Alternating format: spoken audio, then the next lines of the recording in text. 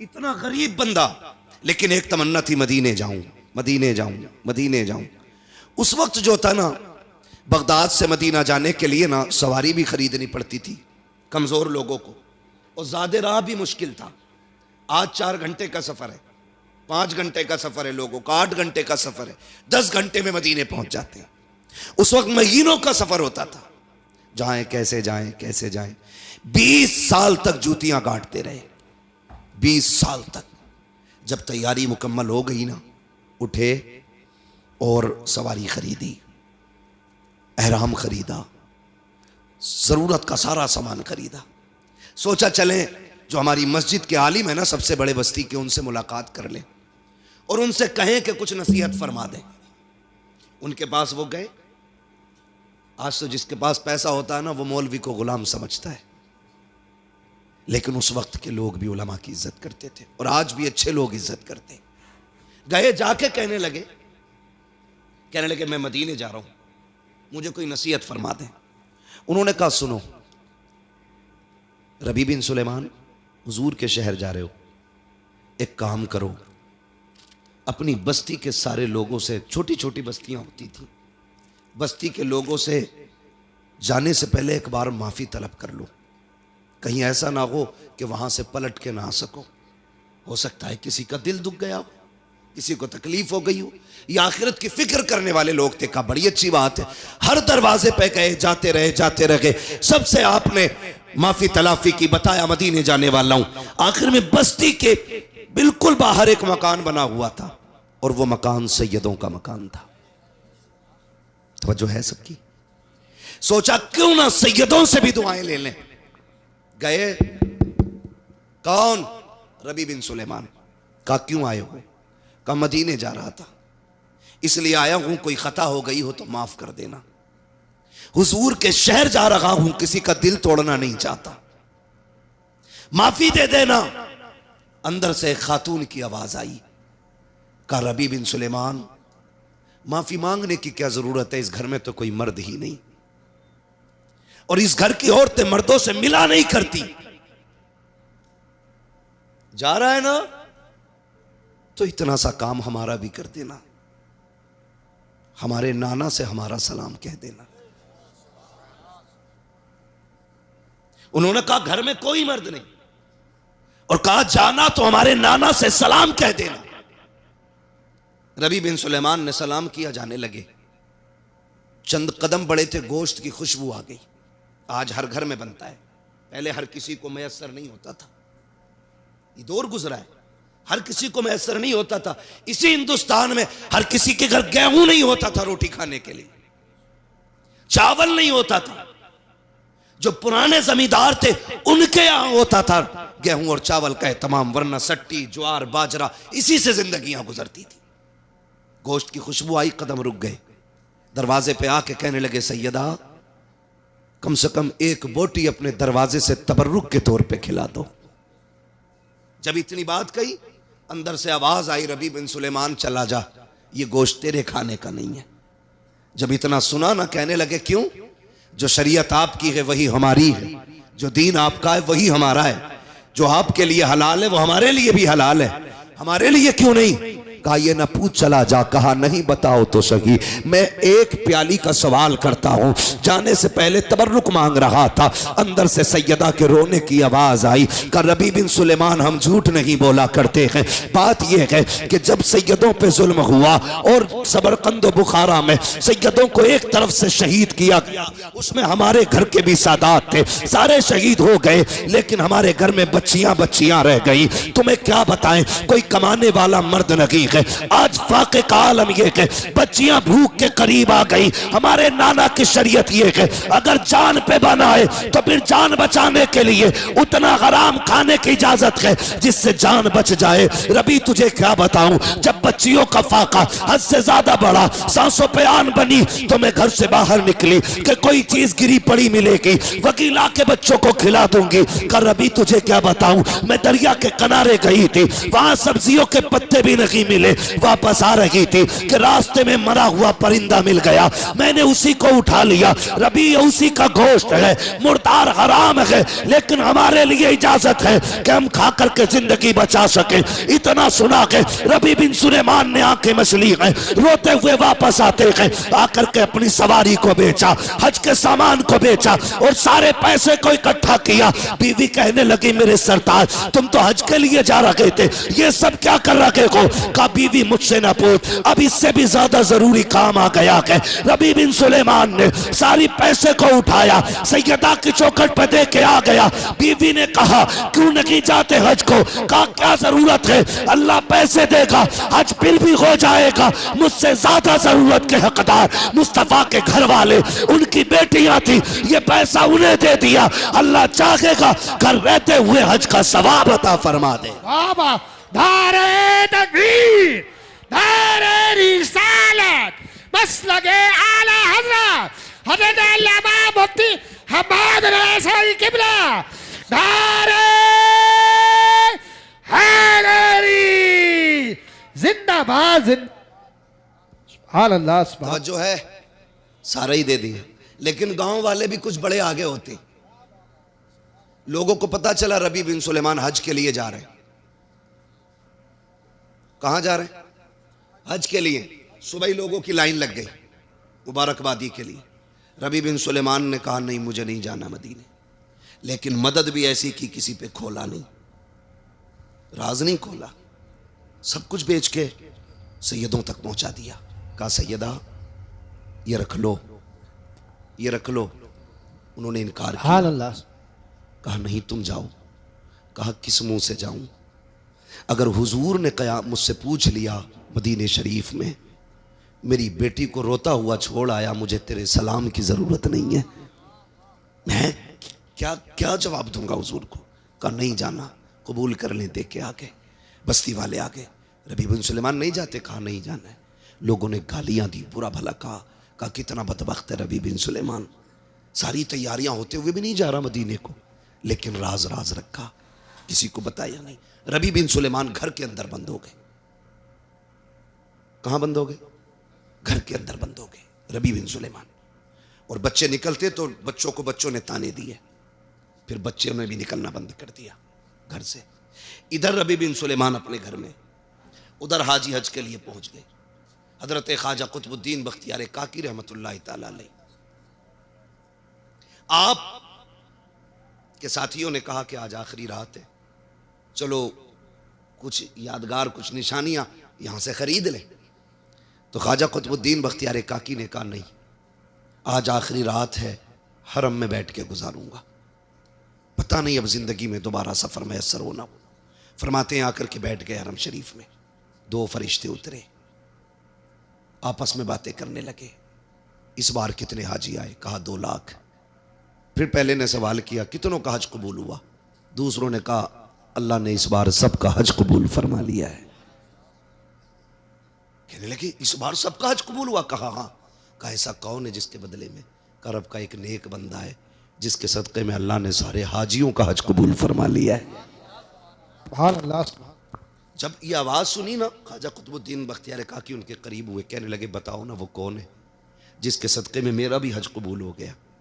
उन्होंने कहा उस बंदे का नाम रबी बिन सुलेमान है। कहा कौन से खेमे में मिलेगा? कहा वो आया नहीं है। ख्वाजा कुतुबुद्दीन बख्तियार काकी की आग निकल गई, कैसा नेक बंदा होगा, आया ही नहीं और रब ने बगैर आए ही उसके सदक़े में सबका हज कबूल कर लिया। कहा फिर मिलेगा कहाँ? कहा चले जाओ, बगदाद की फलां बस्ती में रहता है। दोस्तों ने कहा चले हिंदुस्तान? कहा नहीं, मुझे पहले अपने उस नेक दोस्त को जाके देखना है जिसके सदक़े में रब ने मेरा हज कबूल किया है। नाम पूछा, जो बताया था एड्रेस, उस जगह पे पहुंच गए। लोगों से पूछा रबी बिन सुलेमान कहाँ है? ख्वाजा कुतुबुद्दीन बख्तियार काकी एक मोतबर बड़ी मशहूर शख्सियत थी, नाम बताया कौन? कहा मैं फला हूं। सबने कहा हुजूर आप और उस शख्स से क्या मिलना, वो तो बड़ा बदबख्त है, वो इतना बदबख्त है कि ऐलान करके भी नहीं गया। फरमाने लगे उसे गाली ना दो, उसे तुम नहीं जानते, या तो मैं जानता हूं या मुस्तफा और खुदा जानते हैं। ख्वाजा कुतुबुद्दीन बख्तियार काकी रबी बिन सुलेमान के दरवाजे पर फिर दस्तक हुई। कौन? कहा रबी बिन सुलेमान हो? कहा जी। कहा तुमसे मिलना है। कहा जनाब मैं दरवाजा नहीं खोल सकता। कहा क्यों? कहा मैं गांव वालों को मुंह दिखाने के लायक नहीं। कहा खोल, मैं कुतुबुद्दीन बख्तियार काकी हूं, मिलना चाहता हूं। जैसी दरवाजा खोला रबी बिन सुलेमान दौड़े, पैर चूमना चाहते थे, आपने पकड़ के सीने से लगाया। कहते मेरे यार बता तो सही कौन सी नेकी करके बैठा है जिसके सदक़े में रब ने सबका हज कबूल फरमा लिया है। रब ने सबका हज कबूल फरमाया है। कहा हजरत पूरी बस्ती मजाक बना रखी है, आप तो ऐसी बातें ना करें। रोने लग गए रबी बिन सुलेमान। ख्वाजा कुतुबुद्दीन बख्तियार काकी कहते हैं तुझे नहीं पता कि मैं अभी मदीने से आ रहा हूँ, मक्के से आ रहा हूँ। मैंने वहां पे लोगों को, फरिश्तों को बातें करते देखा है, वो तेरा तज़किरा कर रहे थे, उन्होंने तेरा मुझे बताया नाम। आप कहते हैं बताने की कौन सी की है? उसने सारी बात बताई। कहा तू हज के लिए क्यों नहीं गया? कहा आप जरा बात सोचे तो सही, हुजूर की बेटी फाके से रखे और मैं तवाफ़ काबा करूं, नबी की बेटियां फाके से रखे, हराम चीजें खाएं और मैं जाके मदीने में मौज की जिंदगी गुजारूं। कहा मेरी गैरत को गवारा नहीं हुआ। कहते मुबारक हो तुझे रब ने इतनी इज्जतें बख्शी है, तेरे सदक़े में हज कबूल हो गया है। ये कह के जाने लगे। रबी बिन सुलेमान ने कहा था हजरत जाते रहे हो, बाहर किसी से ना बताना वरना लोग मजाक बनाएंगे, बहुत हंसेंगे। कहा ठीक है मैं जा रहा हूँ। ख्वाजा कुतुबुद्दीन बख्तियार काकी निकल गए। लेकिन अब रबी बिन सुलेमान सोच लगे हैं क्या वो सच है जो ख्वाजा कुतुबुद्दीन ने कहा है? क्या वो हकीकत है जो ख्वाजा कुतुबुद्दीन कह के गए हैं? ये सोचते सोचते रोते रोते सो जाते हैं। जैसी सोए हैं ख्वाब में मदीने वाले आका तशरीफ ले आते हैं। कहते हैं रबी बिन सुलेमान क्या सोच रखा है कि ख्वाजा कुतुबुद्दीन ने जो बताया है वो सच था कि नहीं? कहते हैं अब कयामत बाद में आएगी, इंतजार के लम्हे खत्म। तूने मेरी बेटी को फाके नहीं रखा है, उसके रिस्क का इंतजाम किया है, मैं तुझे जन्नत की खुशखबरी देने मदीने से आ गया। नारे तकबीर, नारे रिसालत, मसलगे आला हज़रत सरकार की आमद। हजरत अल्लामा मुफ्ती हम्माद रज़ाई किबला जिंदाबाद जिंदा। ये होती हैं लम्हों की नेकियां, सदियों की इबादत पे भारी पड़ जाती। करें हम नेक काम, और ये कोई मुश्किल नहीं हमारे लिए। हम इंसान हैं, मुश्किल नहीं है। अल्लाह ने इतना आसान बना दिया, उसको इतना आसान कर दिया, आप खर्च करें। और बात यही नहीं है, याद रखिएगा ये जो दिया हुआ होता है ना, लुटाया हुआ, ये बड़ा काम आता है, बड़ा काम आता है। एक बात और कह दूं, जहां दवाएं फेल हो जाती हैं वहां से दुआएं काम शुरू कर देती हैं। समझ रहे मेरी बात? जहां दवाएं फेल हो जाती हैं वहां से दुआएं काम करना शुरू कर देती। लेकिन शर्त दुआ लेने वाला बंदा होना चाहिए। और दुआ लेने के आदी नहीं है। बहन को भी दे रहा है तो जता के दे रहा है, भतीजों को भी दे रहा है तो जता के दे रहा है। मैं गलत कह रहा हूं? जब किसी का भाई इंतकाल कर जाए, यतीम भतीजे छोड़ के गया हो ना, बच्चे यतीम अपने, तो सगा भाई ना तीजे 40वें तक भतीजों को गोद में, यतीमों को बैठा के रखता है, और 40वें के बाद अपने बच्चों को भी ना उन यतीमों के सामने खाने नहीं देता है। यार दिखाने के लिए किया तो क्या किया जमाने को? उन्हें दिखाओ ना जिनके सदक़े में कायनात बनाई गई है। हुजूर को दिखाने के लिए होना चाहिए, दुनिया को दिखाने के लिए नहीं। कितने यतीम ऐसे हम ये कंडीशन हमारी है, 40वां हो सारे रिश्तेदार आते हैं ना, 10वें 40वें में। इन बड़ी फातह के मौके पे ना बड़ा प्यार दिखाते हैं। कहते लोग आके ना सबसे पहले पूछते हैं फलां के बच्चे किधर हैं, क्योंकि हमदर्दी होती है दिली ना यतीमों से। अल्लाह ने एक जगह रखी है दिल में यतीमों के लिए, लेकिन कुछ लोग उस जगह का दरवाजा ही बंद रखते। साहब बंदा आके कहता फलां के बच्चे किधर हैं, कितने बच्चे छोड़ के गया यार? कहते 3 बच्चे छोड़े, 1 बेटी है 2 बेटा है।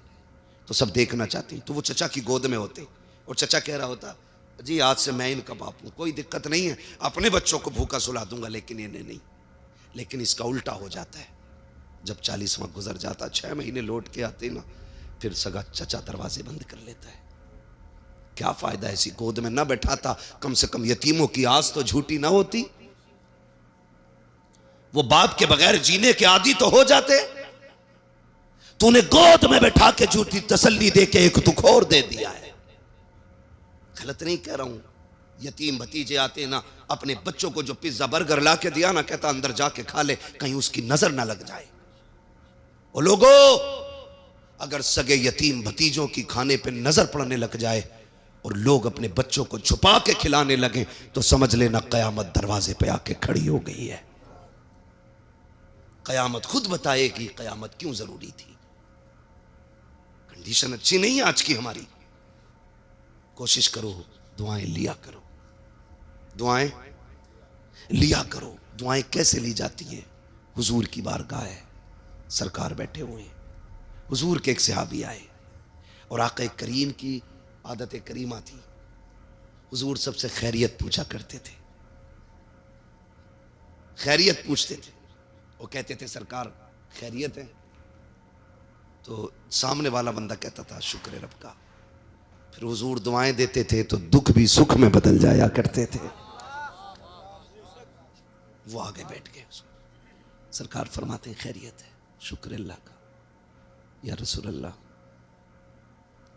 गुर्बत बड़ी है, गरीब हूं। आका करीम से बातें चल रही हैं, इतने में जिब्रील अमीन आ गए। या रसूल अल्लाह, ये बंदा जिससे आप बात कर रहे हैं ना, ये कल ज़ोहर तक का मेहमान है, ज़ोहर तक का मेहमान है, उसके बाद इसका इंतकाल हो जाएगा। हुजूर ने इतना सुना ना, आंखें भीग गई, क्योंकि वो तो चिड़ियों का गम देख के भी रोने लग जाते थे। ये मेरे हुजूर का अखलाक है, हुजूर का अखलाक है। आंखें भीगी। हुजूर फरमाते हैं यार एक बात बता, इतना बड़ा आका, नबियों का इमाम होके गुलामों से कैसे बातें कर रहा है? बताना यार, कोई तमन्ना है? उन्होंने कहा हुजूर, दो तमन्नाएं दिल में रह गई हैं। कौन सी? कहते आका मैंने कभी मीठा नहीं खाया, और नंबर दो, मेरी एक तमन्ना है काश मेरी भी बीवी होती, जब दुनिया सो जाती मैं उसके साथ मुसल्ले पे आता, वो भी रो के रब को मनाती, मैं भी रो के रब को मनाया करता। ये बात जब कही ना, हुजूर जानते कल तक का मेहमान है। हुजूर ने कहा मेरे उस्मान को बुलाओ।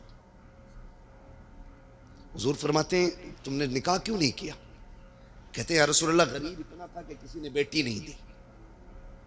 आका फरमाते हैं खानदान में कोई लड़की है ना? हुजूर मेरे चचा की बेटी। फरमाते हैं जाओ अपने चचा को बुला के लाओ। हुजूर ने पैगाम भेजा, चचा आ गए। या रसूल अल्लाह, आका फरमाते हैं बेटी जवान है? कहा जी। कहा फिर इसके साथ निकाह कर दो। वो गुलाम थे हुजूर के, बेटी का मसला नहीं, हुजूर कह देते थे तो हंसते हंसते सर कटा दिया करते थे। हुजूर मंजूर है, हुजूर आपका हुक्म हमारा आखिरी फैसला है। हुजूर फरमाते हैं निकाह आज ही होगा, क्योंकि जानते थे कल इंतकाल होना है। जिब्रील ने जो खबर दी कल इंतकाल होना है, आका कहते हैं निकाह आज ही होगा, जल्दी तैयारियां करो। तैयारियां शुरू हो गई। हुजूर ने निकाह कराया। आका करीम ने फरमाया उस्मान गनी को बुलाओ। हजरत उस्मान गनी आ गए। फरमाया सबसे शानदार मीठा बनाओ और मेरे इस गुलाम के दस्तरखान पे भिजवाओ। शाम तक हजरत उस्मान गनी के दरवाजे पे मीठा पहुंच गया। मियां बीवी आमने सामने बैठे, दस्तरखान पे मीठे का थाल लगाए, हलवा बना सामने रखा है, अभी खाया नहीं। सोचो जिसकी जिंदगी में पहली मर्तबा मीठा देखा हो, कितने अरमान और कितनी खुशियां उसके दिल में होंगी। मगर अभी बैठे ही थे कि आवाज आ जाती है, घर वालों खुदा के नाम पे कुछ दे दो। इस गरीब के घर हलवे के सिवा कुछ भी नहीं था। और हलवा भी वो जो जिंदगी की बड़ी अहम तमन्ना थी। जैसे गरीब ने दरवाजे पे फकीर ने आके कहा है कुछ है तो खुदा के नाम पे दे दो। बीवी ने शोहर को देखा, शोहर ने बीवी को देखा, मुस्कुराए, कहने लगे मैं अपना हिस्सा देना चाहता हूँ। बीवी ने कहा फिर मैं तुमसे कम थोड़ी हूँ, मेरा भी लेके चले जाओ। पूरा तबाक उठाया, उठा करके गरीब को दे दिया। गरीब ने कहा मालिक इनकी जिंदगी में बरकतें अता फरमा दे। गरीब तो लेकर के चला गया। जब अगला दिन आया मेरे मुस्तफा ने एक सहाबी को बुलाया, कहा जाओ फला के दरवाजे पे चले जाओ और दाएं बाएं रहना, दोपहर तक इंतजार करो। अगर उसके घर से रोने की आवाज आ जाए फौरन मुझे आके खबर कर देना। वो सहाबी दोपहर तक बैठे रखे, कोई रोने की आवाज नहीं आई। जोहर पढ़ने हुजूर के पीछे आए। आका फरमाते क्या हाल है? सरकार सारे खुश हैं, सारे लोग खुश हैं, कोई नहीं रोया। आका कहते फिर जाओ। फिर जोहर से असर तक बैठे गए, फिर कोई नहीं रोया। असर की नमाज फिर आका के पीछे पड़ी। सरकार फरमाते हैं क्या हुआ? कहा सरकार कोई नहीं रोया। कहते जिब्रील ने तो ये कहा था ये जोहर तक का मेहमान है, अभी तक वो उसका इंतकाल क्यों नहीं हुआ? आका करीम ने इतना सोचा था, इतने में जिब्रील आ जाते हैं। आका फरमाते हैं जिब्रील बता तो सही जो तूने खबर दी थी वो कैसे बदल सकती है? तूने कहा उसका इंतकाल दोपहर तक हो जाएगा, लेकिन वो अब तक जिंदा कैसे है? हजरत जिब्रील मुस्कुराए, कहते या रसूल अल्लाह तकदीर यही थी, जिंदगी इतनी की थी, लेकिन मामला कुछ और है। कहा क्या मामला है? कहा ये जो कल बंदा बैठा था आका इसको जोहर तक इंतकाल करना था, लेकिन कल जब ये दस्तरखान पर बैठा था इसके आगे थाल रखा था, इसका पसंदीदा हलवा था। दरवाजे पे साइल आया, इसने वो हलवा उठा के दे दिया। उस फकीर ने कहा था खुदा तेरी खुशियों को सलामत रखे। आका जैसे उसने इतना कहा कि अल्लाह ने मरने वाले की जिंदगी में बरकतें अता फरमा दी। नारे तकबीर, नारे रिसालत, मसलके आला हजरत, उलमाए अहले सुन्नत, खलीफाए हुजूर वैसे मिल्लत, मुफ्ती हम्माद रजा मुरादाबादी, नारे हैदरी। खर्च करने की आदत डालो, इसलिए कि जो काम दवा से नहीं होते वो दुआ से हो जाया करते। हमने दुआ के रास्ते ही बंद कर लिए। हम दुआ की तरफ तब पलटते हैं जब दवाएं साथ छोड़ जाती हैं। फिर पूछते हैं कोई रास्ता है बताओ, फलां से पानी पड़वा लो, फलां से दवा करा लो। हम पहले से ही दुआ स्टार्ट कर दें, दवा अपना असर करेगी, दुआ अपना असर शुरू कर देगी। लेकिन इसका ताल्लुक दिल से, जमाने को दिखाने के लिए नहीं, रब को मनाने के लिए करना है। रब को मनाने के लिए करना है। फरमाया गया लक़द कान लकुम फ़ी रसूलिल्लाहि उस्वतुन हसनह।